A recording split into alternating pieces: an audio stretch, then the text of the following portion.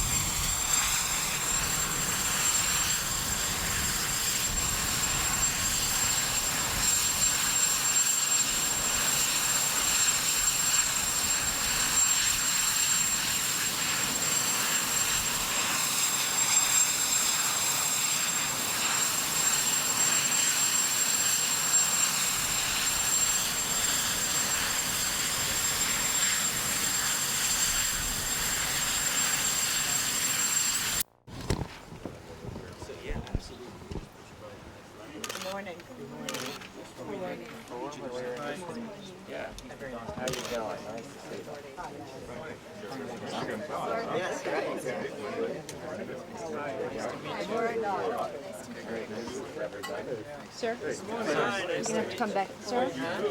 Oh, yes.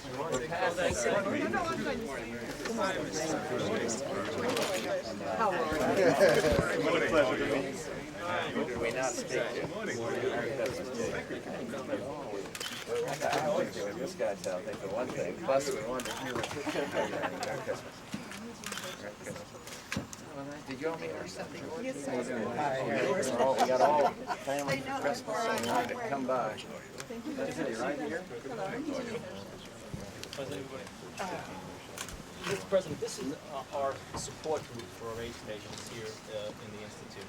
And what they do is they meet anywhere from once a week to once a month to discuss some of the problems that they have with their illness, with coping with the illness, and it's really an important source of their ability to express themselves, the nurses and to the physicians and to each other, some of the problems they have. I thought it would be a good idea, just so you get a feel for the kinds of patrons and people we have here. If we just very quickly just give their name, what they do and where they're from, and then they'll have them tell you a little bit about what they're doing here. Greg, you want to start off? Well, Laura, actually. You met Cliff. Laura? I'm Laura Gavoni. I'm the psychiatric liaison nurse at WHTV program here. Hi, I'm Leo Lyle. I'm a research scientist, and I've been living with AIDS since April 1987, and I'm presently on a protocol. I'm Joseph Smith. I'm a nurse therapist. Marianne, I work in AIDS reduction and AIDS prevention, counseling, evaluation grant in Mississippi. I'm Stephen Welsh, and I'm the Director of Educational Programs at the Shakespeare Theater here in Washington. I'm John Rooney. I'm an attorney here in Washington, and I'm a participant in the protocol now here. I'm Chris Shepard. I'm from Richmond, Virginia, and I've been working with NIH for about 4.5 years. I'm Lynn Jackson from Baltimore. I'm the coordinator of the Gay and Lesbian Community Center in Baltimore, and I work primarily with kids teams. I'm Randy Talley from Middletown, Delaware, and I'm a research assistant here, down here right at the moment. I'm Jeannie Hirschschaft, and I'm a social worker here at the Somebody explain what protocol means before we go on to the next. Don't want to interrupt you, Tom. No, please, Mr. President. What a protocol is that we design a particular type of a clinical study where we ask a question: does this particular drug work under these circumstances? And before you can have that drug approved for widespread use for the rest of the country, you have to have volunteer research patients who volunteer to go on the protocol, take the drug before it's been proven to be safe and effective, and to establish whether or not it is safe and effective. So these individuals are a very important resource for the country because they're volunteering for that first shot to see if these things will work and will be safe. So they've been very, very important to us in getting the kinds of answers that I spoke to you about when we were together last. Yeah. This group here, Ray, why don't you just take a few seconds and explain to the President what the group means to you? Well, this group's very important because it allows us to come together to talk about our fears. The fears that we have about the disease, the fears that we have about isolation, discrimination, the stigma that none of us are prepared for. So we have to come together, and each one of us have unique aspects, unique problems that we come together to talk about. And by forming this group, we gather strength from each other.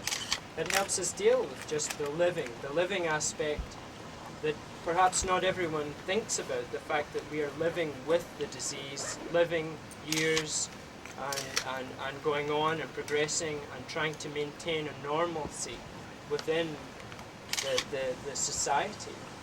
And our society of people infected with AIDS is so different. You know, where one is losing one's friends, valuable friends, to the disease all around us. And that's what this group helps us deal with. And I want to take this opportunity to say to you, to tell you how important it is for you to be here, for you to come and sit with us and be on our side and show everyone that you're on our side. Ray, do you think there's still a lot of fundamental misunderstanding about the disease itself? How, when it first came into the public attention, it seemed to me somebody said if you had any contact of any kind, that it's just so bad and all, but is there an awareness level of the reality now, or is there still an ignorance on the part of it? There's a difference. It's not just ignorance. You can't equate ignorance with undereducation. Unfortunately. Broder, how are you? Good to see you again, sir. It's a pleasure to see you. It's a pleasure to see you. Welcome here. This is another visit to the National Cancer Institute. Our job is to develop new ways of treating cancer and AIDS. We're very pleased that you have the opportunity to see some of Slide in and hear about it, yeah. Pleasure to see you. Merry Christmas to you. We stop here? All right.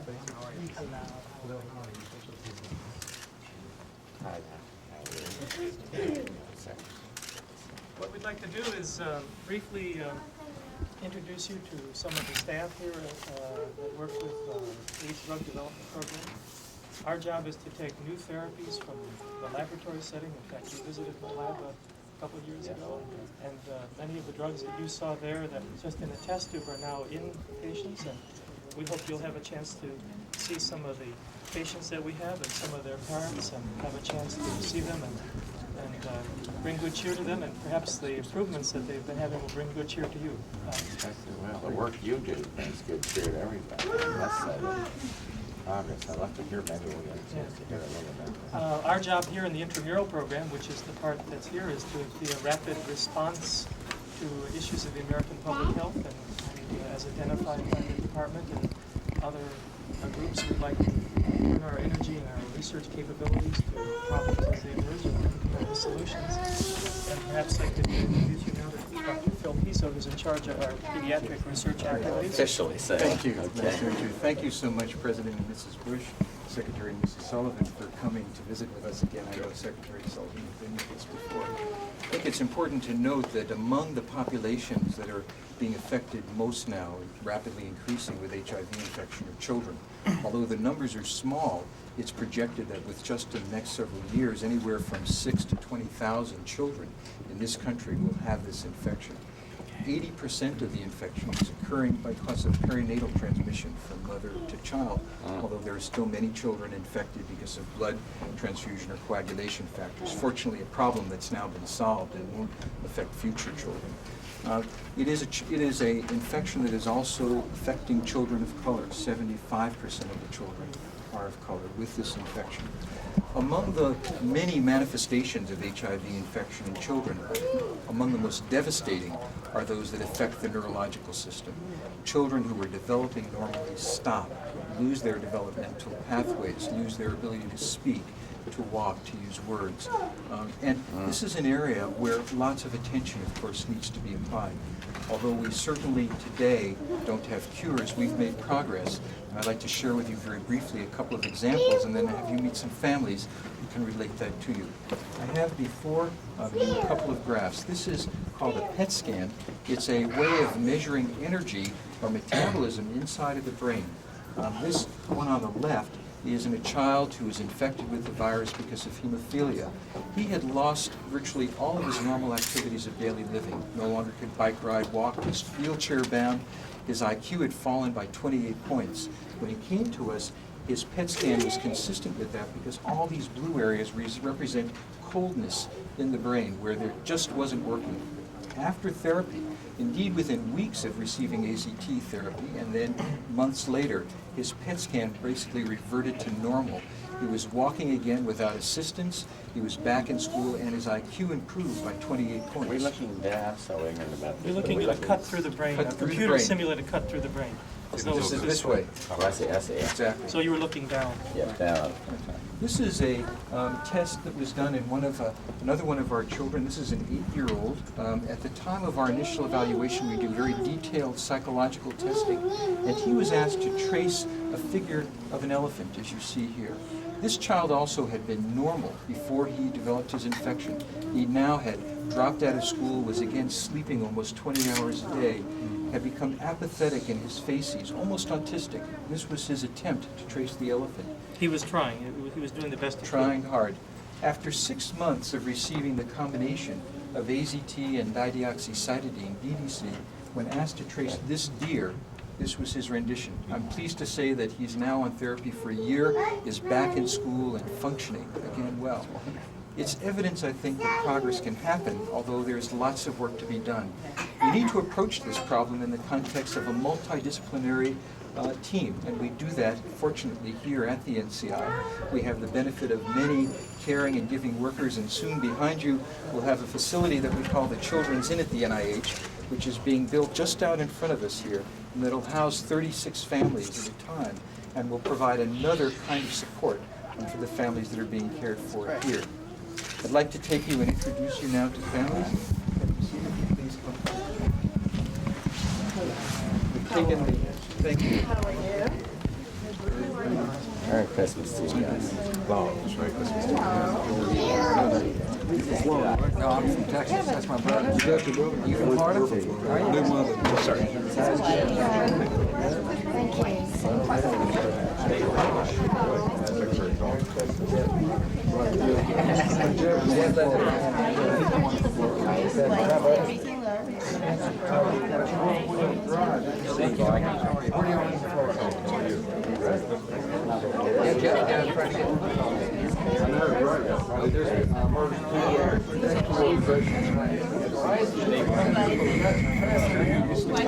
Just had 11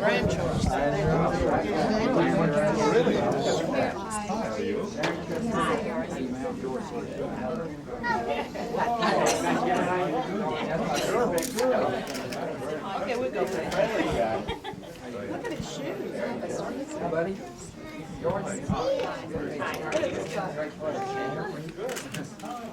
You excited yet?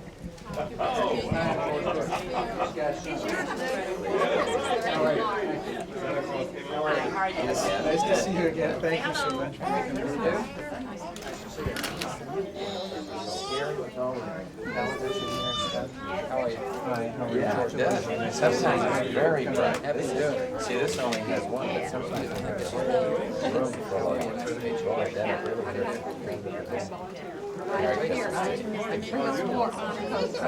Chili. Merry Christmas. Thank you so much. Nothing like you kids every day.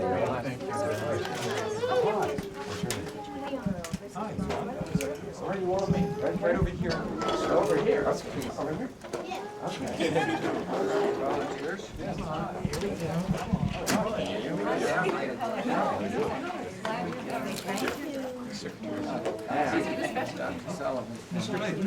Mr. President, I'd like to introduce Dr. Lori Weiner, who is our psychosocial coordinator, and she will allow us to begin. I'd like to introduce the families that are here today to all of you. Why don't we begin with Christina? This is my son Leon. He's 12, and we are from Washington State.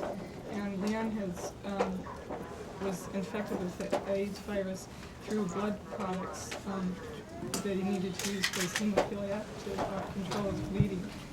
And he'll be fortunate enough to start taking DDI probably next month.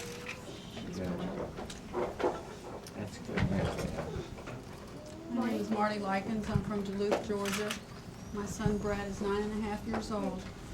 And last Friday afternoon, Brett stood up in front of his third grade class and informed them that he has AIDS. I'm very proud of him for being so courageous. He's on DDI and he's doing very well.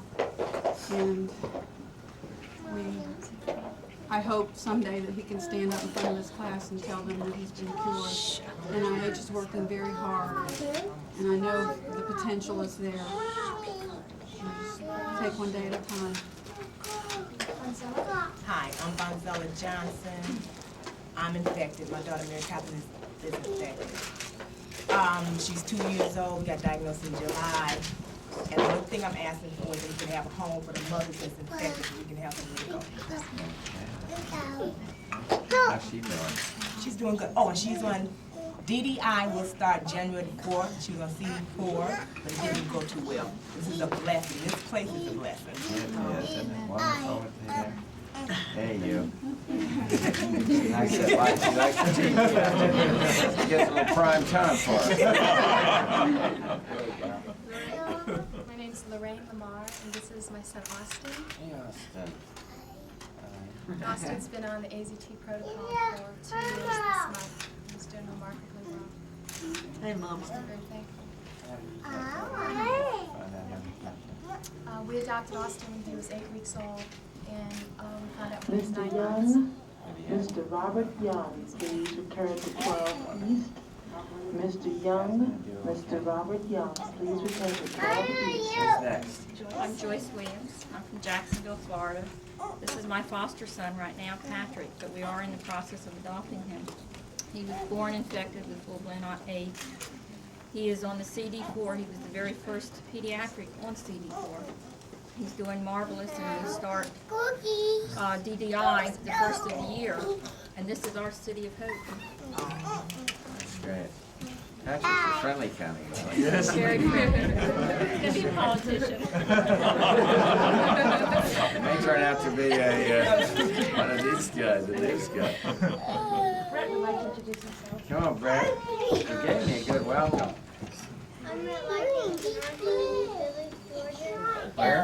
Duluth, Georgia. Yeah? Oh, yeah. And I wanna hope that everybody will be cured, and I hope that we'll find a cure for May I have your attention, I bet it happens. Mr. Nunn, All these wonderful doctors working all, just please here and all return over to the 12 country. East. Mr. Nunn, Mr. Robert Nunn, please return to 12 East. Dr. Nunn, Dr. Denise, No, it's just good. No, this was the moment. Who's next? Graciela. My name is Graciela Dubaki. I'm from here, Columbia, Maryland. This is my son, Kwaisi. We're in the process of trying to adopt him. He's been infected since birth, and he's on a DDI program here. When Kwaisi started this program, he couldn't even sit up. He just couldn't do anything. And yesterday, for the first time, he showed us that he could stand up now by himself. Oh, hey, Gracie, that's wonderful. What kind of toy is that, I wonder? You know the name of that? I'm not sure what toy. What is that toy that always expands, you know? Transistor. Transistor, it's not Transformer, that. transformer. That's not the one. Okay. And I'm Steve Likens. You've already heard most of our story from my wife, Marty. This is my son, Brett. And Brett is on DDI, and he's improving greatly. And if it wasn't for the care of NIH, he probably wouldn't be here. He's been coming here a little over 2 years, and we think the world of it. Do they have any, I don't want to get out of sequence here, but do they have any treatment facilities or good institutions in your state? Of course, this specializes so much, but I'm wondering if they're, like if you had them at home and you had to have something done right away, is there a good place near that you can go to? He has a doctor in Atlanta that he sees for those things, but NIH comes for the major things. Yeah. They also have a support group here that's very important. So in other words, he can get continuing care without physically being here. Comes here on a regular basis for follow-up care, usually about a monthly basis. I'm Kevin Porter, and I live in Jacksonville, Florida. And I've been on DDI for 4 months, and I hope that they can find a cure for AIDS. How do you feel most of the time? Do you feel tired? You look so good, but how do you feel? Like when you wake up in the morning, you feel, or does it just depend on what kind of day? Does it? I got another technical question. Do you think they're going to have a professional football team in Jacksonville? Kevin is his son that's help pushing. Right. I think there's some competition. There is. Yeah, I'm Charles. This is my son Kevin and my wife. We're from Florida. Our son is HIV positive. We've been coming up to NIH for approximately 6 months during the summer. Nothing but positive things to say about the program. It's been great. Our son has shown great improvement since he's been up here, and his tests have been positive. And Mr. President, we appreciate the job you've been doing, but we'd like a strong commitment from you to help our children out. Not only the children here, but there's a lot of other children aren't here today that's coming, and we'd like a commitment from you to continue this in a more positive and strength. Good luck. Thank you. Good luck. Now, Doctor, who's... Yes. I got 1,000 questions, but I expect we've done about 2 minutes. But, well, like I asked him, I just wonder whether there are ups and downs, or once you get on the drug, are you on a steady path, or how does that work? Well, of course, it's very variable, Mr. President. We hope that things will always be steady in their improvement. I think that there certainly are many cases and many children for whom that has happened, but this is a disease where we're having to continue to reassess and redefine our approach and maintain as much of our creativity as possible to find solutions. I think that the families here would share with you, each of them, very different stories, but the one positive story is that for the most part, most of their children are improving, and that gives us, of course, the drive to keep going on and to keep fighting. But how, another question, and Dr. Fauci was telling me, and Dr. Broad last time on the blood supply, and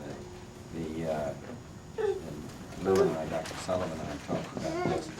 Are you all satisfied that we've gone the extra mile in purity of the blood now? I think that the answer to that question is certainly yes. I think that the work that has been done over the last years to assure that has really made the blood supply extremely safe. And we, in our discussions with families, recognizing that many of their children will still have to receive transfusions, are very comfortable in advising that to them whenever that is necessary. I think that that problem has been solved for the most part. Mr. President, you would be interested to know also that Dr. Pizzo's work really, we announced recently, I guess about 2 months ago, showing that AZT could be used safely in children here. Is that a big breakthrough? Oh, yes, really. Very, very So that work has come here from your scientists here at the We're so proud of them. And the volunteers, what they do. And really the families, because these are courageous families.